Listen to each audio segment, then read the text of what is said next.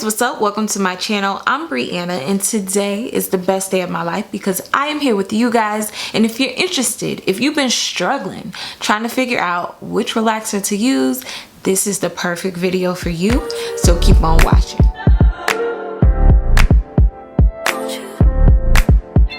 Gotten so many questions about this very topic, and I've also gotten concerns and things like that about what I do with my hair, so I wanted to come and make this video. Although I have made a video in the past similar to this one, I haven't really geared it towards you guys, so that's what I wanted to do today. I'll leave my previous video up in the cards and down in the description box, but today we're gonna jump right into which relaxer you should be using. So first things first, you want to use a lye relaxer or a no-lye relaxer. Those are the two different types of relaxers, and I'm going to tell you the difference and which one I use right now.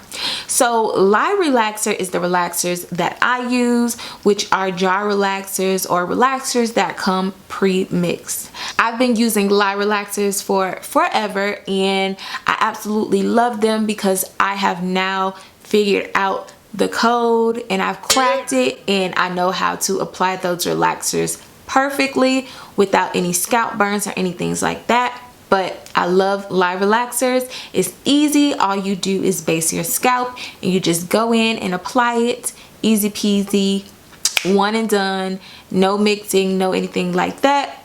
And it just comes out with perfect results with my fine tuning that I have done over the years. So the other type of relaxer is a no-lye relaxer, which is the relaxer, a box relaxer, what people call it, or also a relaxer that you have to mix the contents because it comes like separate.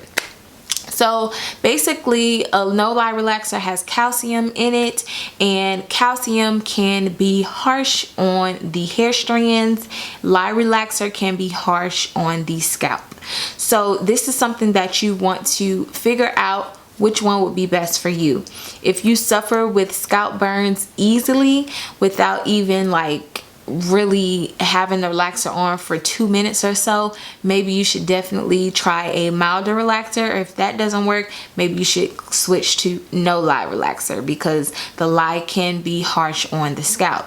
Now if you don't have any scalp issues, then a lye relaxer may work for you. But a no-lye relaxer can be harsh on the strands because of the calcium, and calcium can dry out your hair strands. But I feel like now we have so many relaxed hair ladies who have done the research, who have done the work, and they've been able to combat those issues. But either way, either relaxer that you use, you're going to be taking out important things from the hair. We are taking away bonds, or rearranging bonds, breaking bonds. We are taking away protein. We are taking away so many things from the hair that we have to make sure to add back in. So no matter whether you're using a lye relaxer or a no-lye relaxer, this is something that you guys need to know. Different products to use to combat that so that when you relax your hair, it can be healthy and you can add those great things back into your hair that you have lost during the relaxer process. If you don't want a harsh relaxer chemical on your hair, then use a lye relaxer. If you don't want a harsh chemical on your scalp, then use a no-lye relaxer. Of course, within those relaxers, you have strengths. I use a mild or a regular strength. I will never use a super relaxer, a strong relaxer any longer because I don't need it for what I do, and I leave texture in my hair, so I do not need like a really high strength relaxer. I don't think anybody needs a high strength relaxer, but that's just me. Like I said, everybody's different. You know your hair, so act accordingly. But for me, I used to use super relaxers. I don't anymore. I find that using a mild relaxer is just perfect, just fine. I get the results that I want. And I'm able to avoid scalp burns because I make sure not to apply the relaxer at my base of my scalp right away.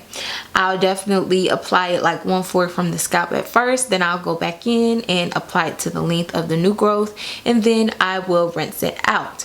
So of course, you're not really supposed to touch your scalp with relaxer, but that can definitely be hard, especially when you're getting your edges and everything like that. I make sure to do my edges last, and I also make sure to reach the very bit of the bottom of the new growth lasts, so that I don't experience any burns.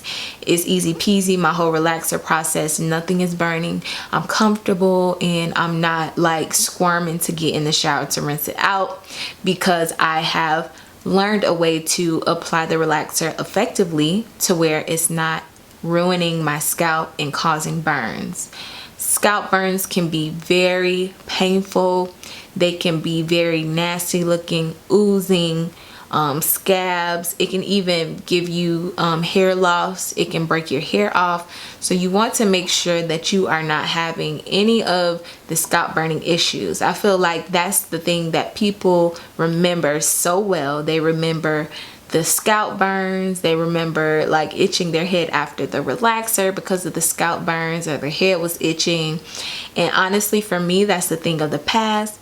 I have not experienced scalp burns in years, and I'm so thankful and grateful that I was able to crack the code on that and really learn how to properly relax my hair myself and be comfortable enough to not be able to, you know, burn myself while also doing my relaxer in an effective way. Things like pre-sectioning your hair before, you know, relaxing, the base cream that I use for sensitive scalp, just everything, all the steps that I use for my relaxer has really prepped my hair really good for relaxer days. So I will leave my relaxer process up in the description, or up in the card, should I say, so that you guys can see that process. But like I said, I have learned over the years how to correctly relax my hair. There also has to be some, you know, researching on your own as far as trial and error and figuring out what works for you in that sense. When it comes to a brand of relaxer,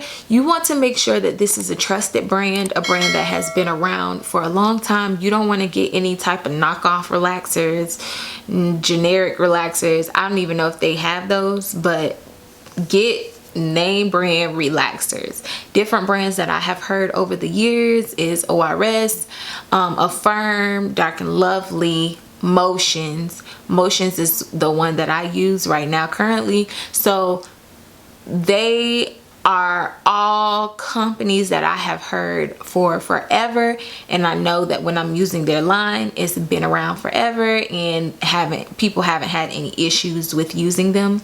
I know healthy hair relaxed ladies on social media, from YouTube, from Instagram, that have used all these different types of relaxers and they have not had any problems. Some people use these relaxers faithfully, so take that into consideration. And if you are looking into a brand that maybe I didn't name, or maybe you haven't seen anybody use yourself, search it on YouTube or search it on Google. Look at the ingredients, look at the reviews, see what people have to say about it, and make an educated, you know, decision when using or when deciding on which relaxer you want to use. So just because you see me using something does not mean that I am telling you to use it, because that whatever I'm using is something that works for me. Or if I'm using it, I'm also, you know, demoing it for you all, so you all can see how it's working for me, and maybe that can also help you on making a decision to whether you're going to go with that one, go with something similar, or go with that type of relaxer just in a different brand. But like I said, whatever it is, just make sure that you do your own research. As if you are just starting your hair journey, you may have to try different brands. You may have to try different types of relaxers to see which one fits you. But I have been on a hair journey for an extremely long time, and I have tried so many things. And like I said, I just stick with what works. But I am also someone who, you know, people come to for advice and, you know, try to get information from me, my channel, and the content that I create. So I do want to, or I do feel like I have to try different things, which I do.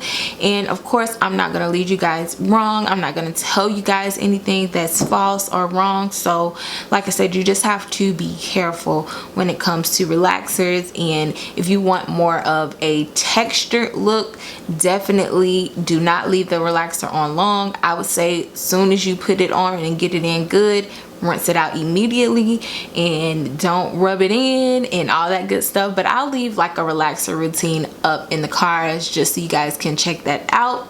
With the little tidbits that I have given you in this video, you know, take wherever you need to. If you have any questions, make sure you guys comment down below. But in a nutshell, these are the different ways that you can decide which relaxer, which type of relaxer, what strength of relaxer would best fit you in your hair and your hair journey.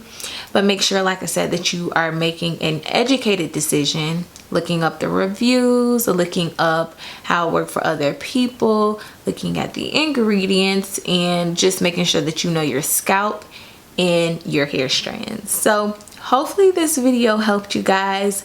Comment down below if you have any questions and we will chat down there. I love you all so much. If you want to know anything else, just comment that down below as well and I'll try to get that video out for you. So remember guys, do what you love and love what you do, and I will see you guys next time. Bye. Mwah.